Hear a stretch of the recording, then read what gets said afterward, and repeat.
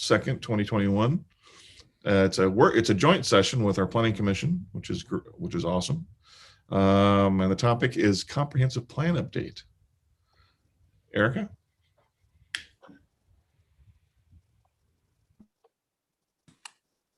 Great, I'll go ahead and get started. I don't think Anna East is on the line quite yet, but that's okay. She's here. I'm here, Erica. Oh, you are here. I see you now. Let me share my screen.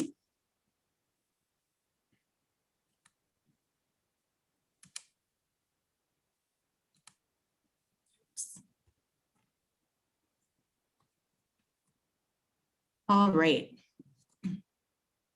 Whoops. So good evening, Council and Planning Commissioners.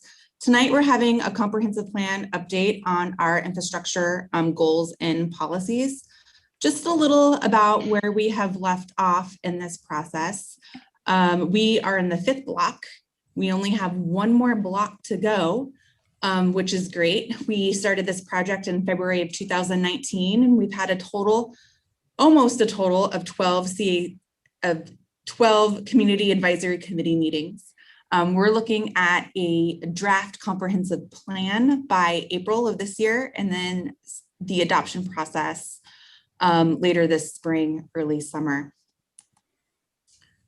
So this 5th block is coordinated and connected infrastructure. The proposed topic areas include transportation, our public facilities and services, which include water, sewer, stormwater, and utilities, and energy.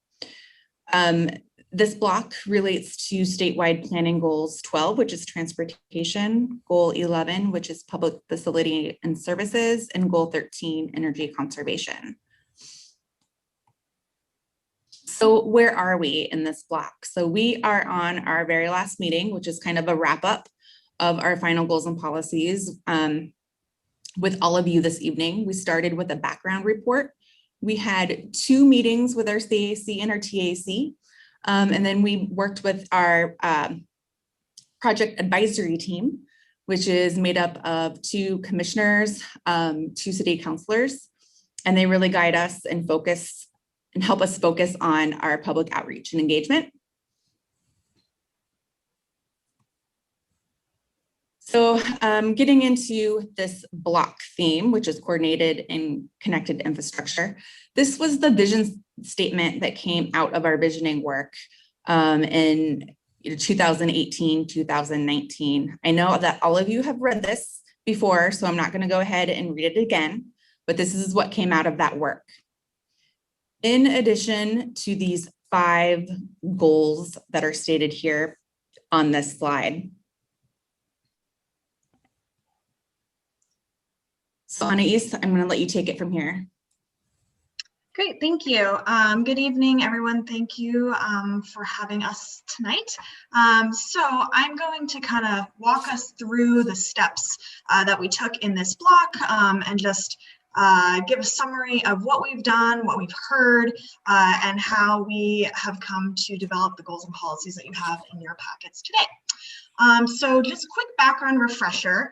As Erica mentioned, there's a couple of topics that are covered in this block, primarily transportation, energy conservation, and infrastructure as it relates to water, sewer, and stormwater.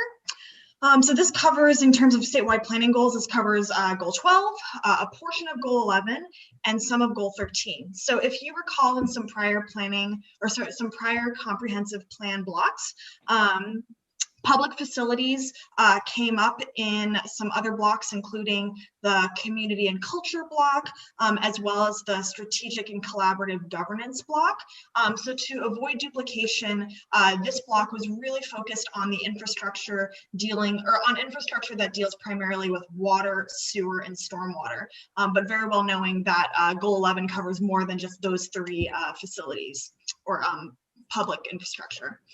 In addition, we also are covering energy here as well. So this is another example of a topic area that's covered by several different comprehensive plan blocks. So many goal 13 energy, goal 13 guidelines are addressed in the goals and policies of our strategic and collaborative governance block, and will also be covered in our final block, healthy and valued ecosystems. But the purpose of also including it here is to acknowledge the relationship between transportation, infrastructure, and energy use. So next slide. So as with all of these comp plan blocks, we are certainly not starting from scratch. So for this block, there was a significant amount of work that already went into these topic areas. So for example, we have 3 very recent master plans for water, stormwater, and sewer. The city also has a recent water conservation master plan, as well as a 2014 TSP. And just a quick refresher, all of these master plans identify criteria for evaluating the systems they are concerned with. They also identify current and future system deficiencies, recommended improvements, as well as some planning level cost estimation or cost information for general budgeting purposes. So there's quite a bit of information in all of these plans. And typically the goals and policies that are outlined in a city's TSP and public facility master plans are then mirrored directly in the city's comprehensive plan, so you can ensure alignment between all these different policy documents. So the work of this block was to review what we have and reflect in it what we know and or are learning about these topics. So a couple of key bullets on the right-hand slide, certainly not exhaustive, but we do know that the TSP is due for an update. We know that Sherwood West is happening. There's been some recent developments, including the new high school. There's just generally some changes that have happened in the last couple of years. We also know that, or we are also starting with a vision statement as well as some high-level goals. And we are tuning into emerging trends and practices around transportation and infrastructure. So that kind of leads us into our key policy considerations and how that helps structure our outreach. So in reviewing the work that was done to date, several policy considerations rose to the top that were either A, relevant to current or future planning efforts, B, they might reflect emerging practices or trends, and or these might be lacking or missing in the existing comprehensive plan, which was done in 1990. So many things have changed since then. So the policy concepts, which we'll describe a little bit in greater detail in the next couple of slides, but these are really centered around complete streets, or the concept of complete streets, safe routes to school, broadband expansion, and green stormwater infrastructure. So in an effort to build upon that previous work that we had talked about earlier, but also identifying some of these new ideas, practices, the city identified a list of stakeholders who represent a variety of expertise and can speak to some of these trends and opportunities and challenges around transportation, around infrastructure, and then also provide a reflection on some of these policy concepts as well. To identify some interviewees, we discussed potential interests, identify groups that represent various areas of expertise. We had our PAT and our CAC and our TAC help us identify key contacts and provide us with additional recommendations for folks to speak out to. So we conducted a series of interviews during the month of December. And they were primarily video and phone interviews, and we had 11 interviews, and we focused our conversations around these 4 key questions. So, this is an exercise in exploring and learning. So we are interested in what are some current local and regional trends or drivers of change for transportation, energy, technology, infrastructure, public utilities, whatever background these folks bring to the table. Second question is, what are some major opportunities and challenges that are present for these topic areas? Third, what are some best practices, either city-led or agency-led, or strategies or actions that you're aware of with regards to some of these topics? And then finally, an opportunity to present some of these ideas like safe routes to school, complete streets, and getting a reflection on what those might mean for the city. You know, what does it mean to adopt a safe routes to school policy? How does that look like in implementation? So that is the bones of our stakeholder interviews. There's a summary that was included in your packet. There's a couple of slides here that just really pull out some of the key points, or just a little snapshot of some of the summary responses that we received through these interviews. And once again, these are conversations that really help the city learn about what is happening around them and what are some best practices.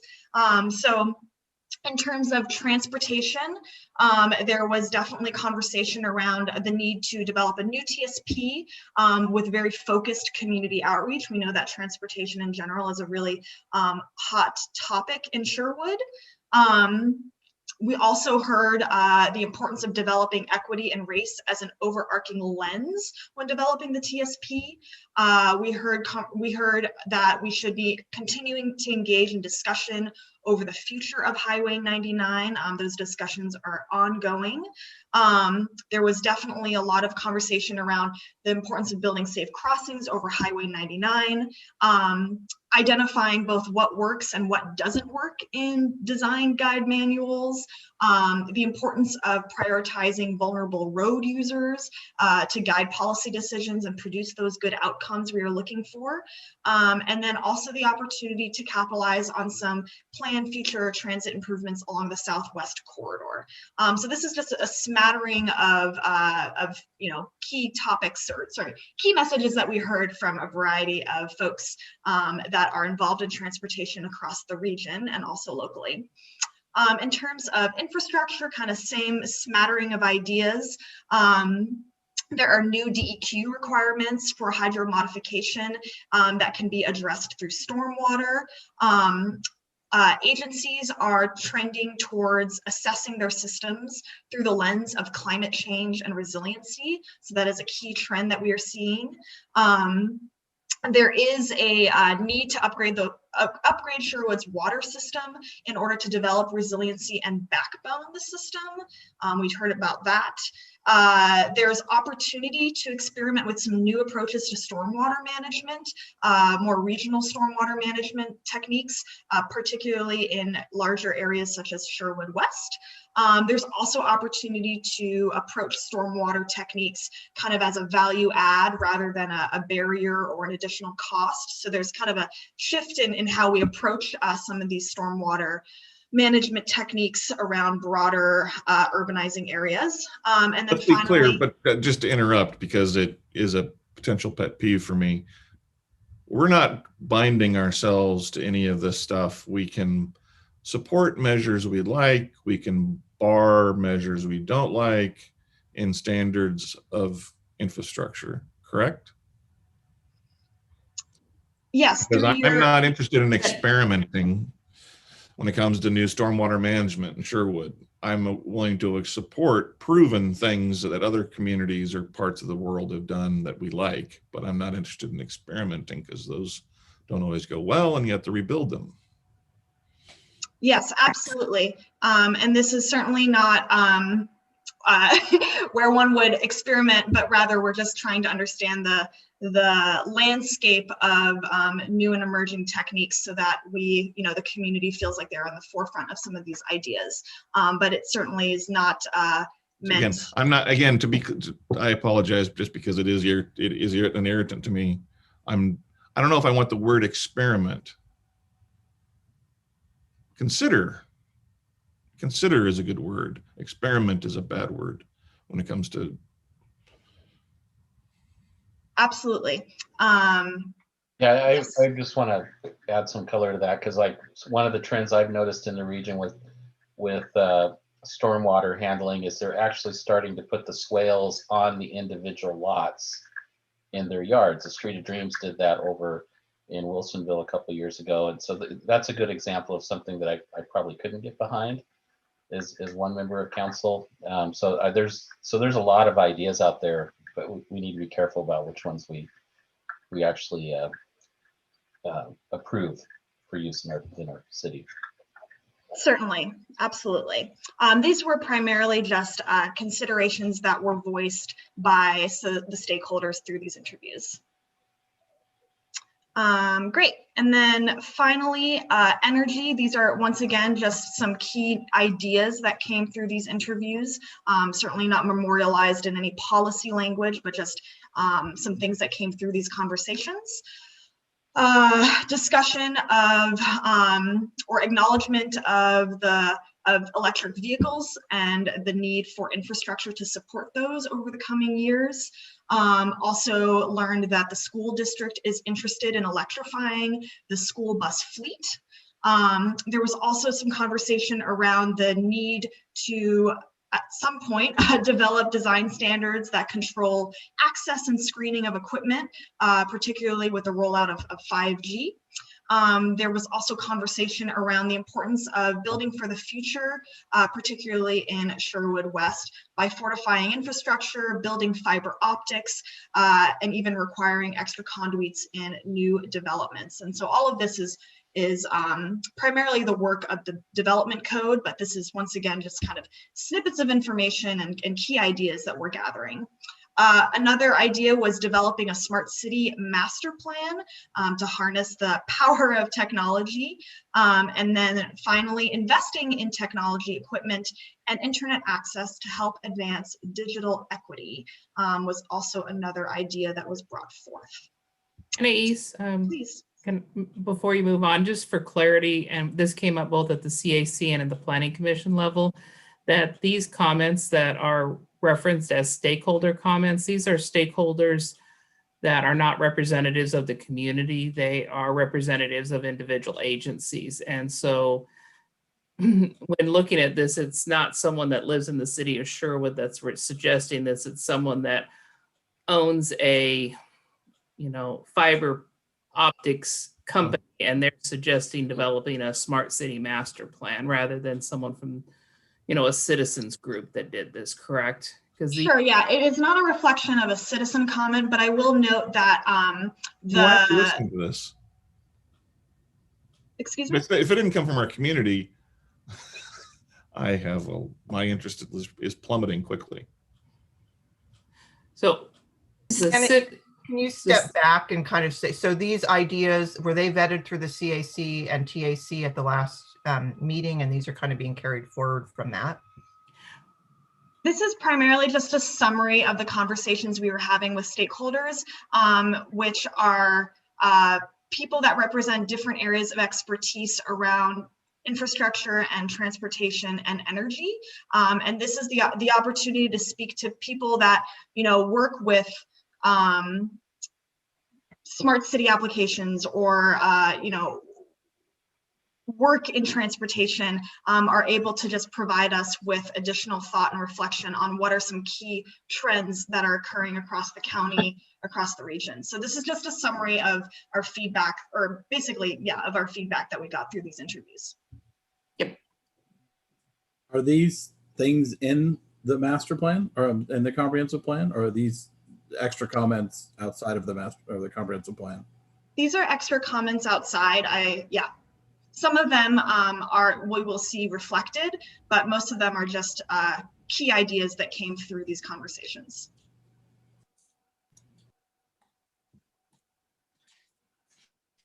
Great. So moving on. So we're moving into our draft transportation and infrastructure policies and objectives.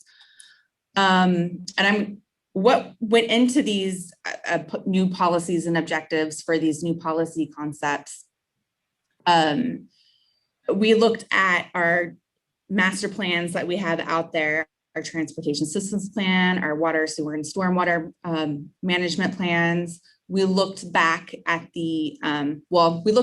back at our current comprehensive plan, which is dated, from the early 90s. We held those stakeholder interviews to glean more information as well. Let's see here. So just getting into these new policy concepts. The first policy concept that we touched upon was complete streets. And complete streets is a concept used in transportation planning to ensure street design takes the need of all users into account. It really creates a transportation system for all individual streets within the network. They're really designed for the most vulnerable users first. And then they're prioritized with different modes depending on the context and function of the street. So you're really looking at what are the surrounding land uses that surround the street. Are there elementary schools? If there are elementary schools, then we should probably be prioritizing for children along that street. So, each street has, different land uses, a different different context. So we really want to identify who's using the street and how we can make it better for that user. So our first policy here, I have to move my screen a little bit so I can read it. All right, so our first policy is prioritize incorporation of street design features and techniques that promote safe and comfortable travel by pedestrians, cyclists, emergency responders, of transit users and motorists based on the street context and function. So our second new kind of policy concept to introduce into the comprehensive plan, this concept. Can I ask you a question? Yes. On that last slide. Yes. Where you talked about this, the complete streets. Is this where we would also talk about making sure, based on the type of use that we envision on the street, that there's adequate parking, that the streets are like, if we're in a high density residential, we've allowed for angle in parking as an example, or something like that. Yes, especially because because with this policy, you're really looking at the whole context of land uses surrounding the street.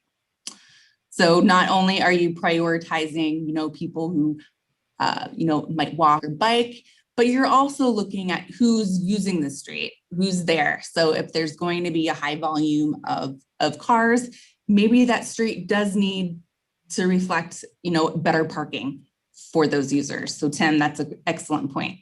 Yeah, I'd love to see that word fit in there somewhere. Parking being the word. So, can I ask a question? The policies that you just said, I don't see that in the final draft that was printed. Are you going to tie that in later to the policies that are in the draft comprehensive plan language at the end? Yes. Okay, thank you. It should should be be there. in there, and it might have been missed. It's not. I'll find it. I could have missed reading it too. My apologies. No, it's okay. We've had a lot of different goals and policies to get through, so it might have been missed, unfortunately. The second new policy concept is safe routes to school. And this is really looking at a partnership between our local, the local government and schools and neighborhood organizations to really advocate to develop programs that make it easier for students to walk and bike to school. There's oftentimes funding available for these programs through state and federal funds. So our policy here reads, partner with the Sherwood School District to develop a citywide safe routes to school program that improves safety, encourages walking, rolling, and biking to school, identifies critical infrastructure needs, and positions the city for regional, state, and other funding opportunities.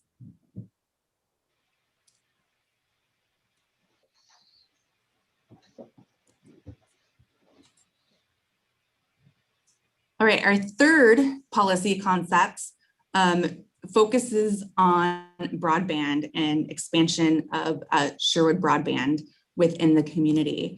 We know that investment in Sherwood broadband is a city priority. At the moment, they are working on a marketing strategy And we know that if, as you improve broadband technology, you can use what's oftentimes referred to as smart city applications. And really these applications, can promote infrastructure efficiencies that could, save dollars. It can improve sustainability, and create economic development opportunities as well. And by, expanding broadband, we also enhance the quality of life in the community as well. I think, at least for this past year, we all kind of recognize that, broadband is the facility, is a public facility. People are using it for work. Kids are using it for school at home. So our policy here is to develop a growth plan for Sherwood Broadband to expand fiber services for all users and support smart city applications.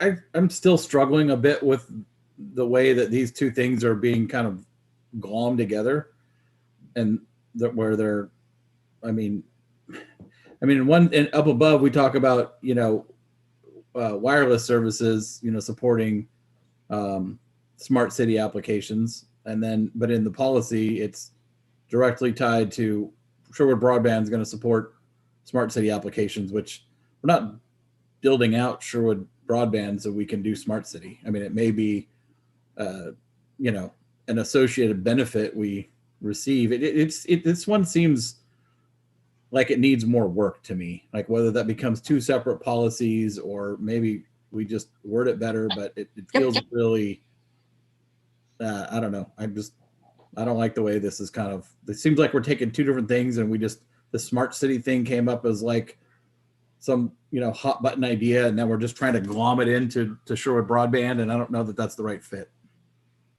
Excellent feedback. That's the feedback that we want to hear.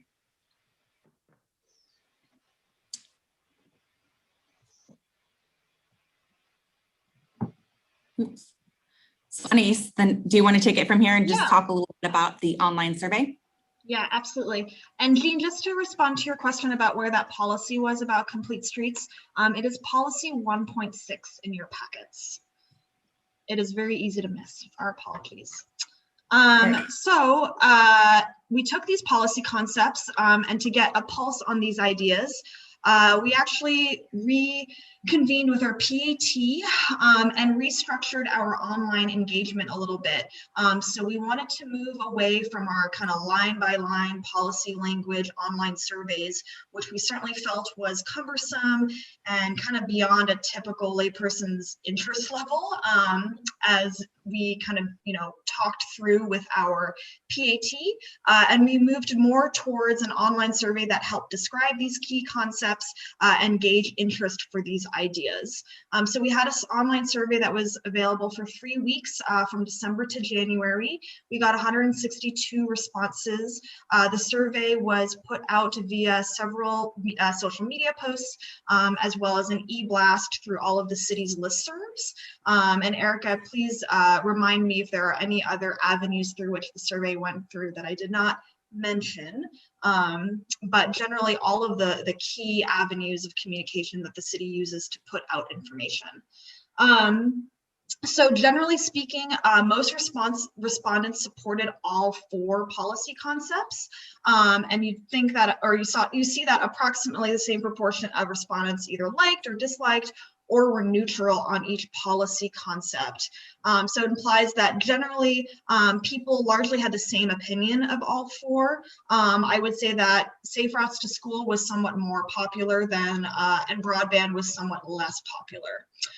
In terms of the open-ended comments that we received, for which you also have a summary of those in your packets, cost and tax concerns were common Common feedback that we got through our open-ended responses. Many folks also just noted the pandemic and increasing housing costs and just general economic hardship in relation to cost and tax concerns with some of these ideas.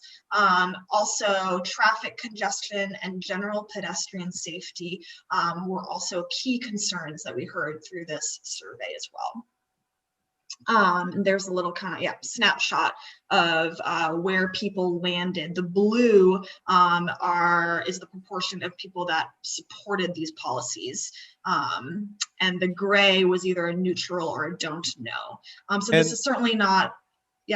Oh, and when was this survey? You said it was done during the pandemic, but was it towards the beginning or the end? This survey was live from end of December to early January. Okay. Because I would have expected the broadband to be higher. I hear nothing but people saying we need more choice and more bandwidth. So, yeah, these surveys are certainly not statistically significant or representative per se. They're really just an exercise in getting a pulse on these ideas. But they may not necessarily reflect accurately kind of overall community preferences and priorities. All right, so in your packet, we gave you all of the goals and policies and objectives that were given to the CAC, our TAC, and our Planning Commission for review. And then we also in that packet, the last thing in that packet are kind of the final draft goals and policies that we are moving forward with. With the comments that you're providing here tonight, we'll be updating those as well. But as you can see between the two documents that you have in your packet, we really pared down the transportation goals and policies from the TSP. We heard from the CAC and the Planning Commission that a lot of the goals and policies in that document were redundant. A lot were action statements and not necessarily policies or objectives. And we also know that the TSP is due for an update within the next couple of years. So that's why we pared down those transportation goals and policies. We also combined the energy policies with the infrastructure policies. And then we restructured the entire document to make it organize and flow like our previous comp plan themes, which we have the goals, policies. Well, actually, we have the vision, the goals, the policies, and then the objectives.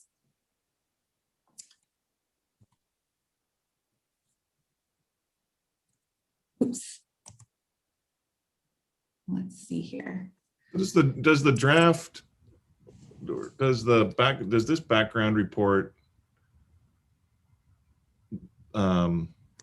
not the draft, the final background report become a part of the comp plan final document? That's a great question. We've been talking about how they can be incorporated into the document as appendices for our background information that kind of led us into these goals and policies. We assume that some of the information in that background document will provide some context in these comp plan blocks themselves. So I want us to all think of a new name for stakeholders. Agreed. I like that. Because they are not stakeholders other than they are financially interested parties or Technical interested parties. they're And community can I- members. Yeah. I wanted to make one comment that this is a little different. Usually what's coming before the Joint Planning Commission and City Council is a document that's already been reviewed sometimes usually through the CAC, and then the Planning Commission has the draft document, and then we've been able to wordsmith it, edit it, add, delete. The 3 pages that are represented as the last 3 pages of this document, this is the first time we're seeing this. We only saw the 7 pages before as a Planning Commission. So there's been no standalone Planning Commission meeting on 3 pages. I don't disagree with what's in there, and I think that Anais and Erica took exactly what the CAC and the Planning Commission's concerns were relating to the first draft, but I just wanted to give perspective that we hadn't seen the 3 pages that's being presented in this joint meeting tonight. So it's a little less input from us than we normally have had in the previous blocks. Is that something that the Planning Commission or the council wants? Do we want to send? I think that the reason why is because, and obviously Anais and Erica can correct me if I'm wrong, but I think this was a fairly straightforward chunk, so that perhaps it was shortened. But that may be something that if there's a desire for it to go back to the Planning Commission for wordsmithing before we kind of put it aside, and actually having this joint work session with the council and the Planning Commission may be the perfect vehicle to kind of inform your further review and wordsmithing. And I would say, I guess I was expressing it for both that reason, to maybe allow the full Planning Commission to look at it for 15 or 20 minutes at a meeting before we completely put it to rest and it comes back for hearing. And then to express a concern that this block went very quickly, and I'm hopeful that we have a little bit more time on the last block and we don't have, we don't miss that opportunity to have CAC review the draft before it comes to the Planning Commission for review. Yeah, that's great input, Jean, and we can definitely take this back to Planning Commission for a quick Planning Commission review before we kind of put it to bed before the adoption process. Yeah, I didn't see anything egregious you guys did exactly what the CAC and the Planning Commission had requested. So that part of it is just we hadn't seen it yet. Yep. This needs to go back to the Planning Commission, period. So some of the I don't see it, man. I don't see these 4 goals matching up to the packet that I got from you. So, and there's no answers to surveys in the packet anywhere from the community that you referenced. That wasn't part of that packet that you emailed out to all of us, unless there was a second email that had the survey prior to last week. So anyway, I'll double check. get all that to PC and The online survey starts on, there's a summary of the interviews as well as a summary of the online survey that is just in the middle of the packet, which I have up in front of me. And it starts on page 23 of the PDF. And then the online survey summary starts on page 29 of the PDF. I have an 18-page PDF. Oh, okay. We may have different PDFs. Mine's 45 pages. Well, it's not numbered right. Okay, I see. Yep, it's 45 pages. Sometimes I really don't like how we put stuff together. And that's a big collective we. All right. So just to wrap this up here, Almost done. just have We a got couple run out more of time. minutes. Some additional topic updates that we discussed with our CAC and our TAC was, addressing connectivity across Highway 99 for all modes of travel. Just acknowledging electric vehicles are becoming, more popular, and their associated infrastructure, trends that we could, see more of in the community. We emphasize that there needs to be regular TSP updates, and those updates should be coordinated with our local and regional partners. And then in the infrastructure and energy, we identified partner agencies to coordinate efficient service delivery with. And then we called out the role of the development code for kind of encouraging, energy and climate friendly practices that could be reviewed in the future.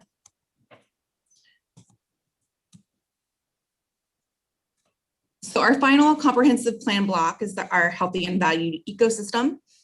Currently, we're just starting the stakeholder interviews process for that block. We did have a CAC meeting last week to get input from them. And we hope to kind of wrap up this block in April, and then moving on to the adoption process in late spring, early summer. And so with the information in your packet tonight, if you do have any concerns or want us to address any information in different ways, I encourage you to give me a call or shoot me an email. I am kind of making a parking lot list of issues for the Planning Commission to review as they review these final draft goals and policies through the adoption phase. So thank you for your time this evening. Mayor Mays, may I ask Yep, a go right ahead. question or input from Yeah. the council? I heard your concern about which documents are going to be incorporated in the comprehensive plan and which one are going to be appendices and which ones are just background documents. I think it would be nice, as we wrap up the 6th block and before they start drafting this, to put it together, because it seems like it's going to come to hearing very quickly. And I don't want them to go to work and then us make a determination that what we do or don't want. If we can get maybe an outline of what would be appropriate, would be helpful. So Jean, excellent Yeah. point. We had a meeting earlier today with the outline of the comprehensive plan, kind of what the chapters would be, what we might want to include. So for our next for one of our next Planning Commission meetings, one of our work sessions, we can definitely review that outline, and Planning Commission can definitely provide us input as to the structure and kind of the building blocks of that document. Oh, okay. And So hopefully the mayor can be involved, because I know he's got very insightful yeah, information that thank you, would help Jean, us. because we're going to be, city council will want to be in the loop on what is put in there. Great, Just like the generic, again, great. the building frustration of just the blanket stakeholder stuff. I don't like, so we need to change that somehow if it is something that lives in any form, in any connection to a comp plan. So that if anybody could turn around and refer to, oh, but the stakeholders like blah, blah, blah. Well, people should know, who the stakeholders are. Because they're not stakeholders. They don't live in town. So Mayor Mays, is there some value in their technical expertise? So, knowing that different communities, IT infrastructure teams are doing different initiatives, even though there is some value to them to having their budgets increased, it feels like, as long as they're not just industry people who are, looking to get a contract, it feels like there's some sort of, technical consultant expertise or some sort of a role that would have some value. Here's what other communities our size are doing that is making a difference, not necessarily, hey, you should do this because I can sell a contract. So again, I don't know who in each block the stakeholders are. If they are people from other cities giving feedback from their experiences to help us, I put that higher on the list versus consulting firms contractors, developers. I think to me, it comes down to transparency. Like, let's Yep. be clear about who, I don't like the word stakeholders. You know, I've seen this in previous blocks as well, like the housing block, I think of particularly, where the key stakeholders were people either with financial interests in development or who had a, you know, a vested interest in a mission, like, you know, housing for, low income housing or those kind of things. And those aren't necessarily bad inputs to have, but I think we have to be transparent about whose input we're getting and whose input we're not getting and how it's being weighted. And I think, to be a little pedantic here, I mean, technically they are stakeholders in the truest sense of the phrase, but I think if this is going to be a public facing document, it is confusing. And I didn't realize that until I heard it tonight. So yeah, I think that we do need to use a different term. Certainly those especially when the you know, how does the stakeholder representation correspond to, you know, the community as a whole, right? If are we oversampling from certain stakeholders that represent, you know, this portion of our overall community versus stakeholders that may represent other. So I just think, and there's no way to magically get the right ratio 100% of the time. I'm just saying we need to be clear and transparent about who we're sampling from. These are all great concerns, and maybe we should just have reiterated who we spoke to. It was in one of our slides, but just for clarification purposes, using the word stakeholders, we can certainly move away from, but the folks that we're primarily speaking to are folks from public agencies. So we're talking, and also from the city of Sherwood. So for example, the groups that we spoke to for this block included the city of Sherwood's Public Works Department, the city of Sherwood's Engineering Department, the city of Sherwood's Information Technology Department, Clean Water Services, Oregon Department of Transportation, Washington County, TriMet, the Sherwood School District, the Bonneville Power Administration, Metro's pilot program. It's Innovative Learning Opportunities in Transportation. It's a transportation and technology program, as well as fiber providers, or one fiber provider, which was a suggestion from our CAC. And those were noted in one of the slides, but we certainly could have done a better job of just expressing who they were. And again, so it can't be only on the slide unless, again, the slide, it becomes part of the record of this thing and da-da-da-da, where you talk about stakeholders.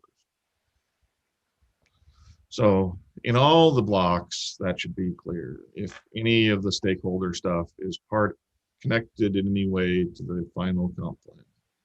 And I would add to that, this is Tim, that 2 points. One is in the comments, we should be able to refer back to who that stakeholder was, right?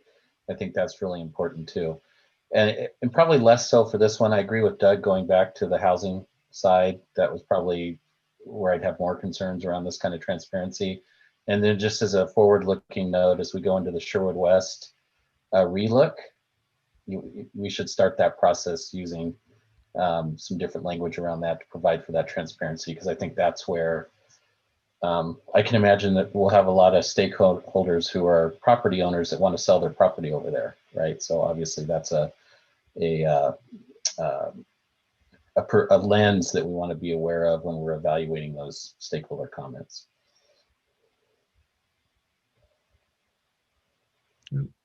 These are all great comments, and we can definitely make that more clear in the plan document itself as we move forward to developing it. Excellent. Thank you. All right. So anything else for the good of today with this? Thank you, Mayor. You're very welcome, Jean. Thank you, planning commissioners, for joining us this evening, and we will adjourn and have a city council meeting in 5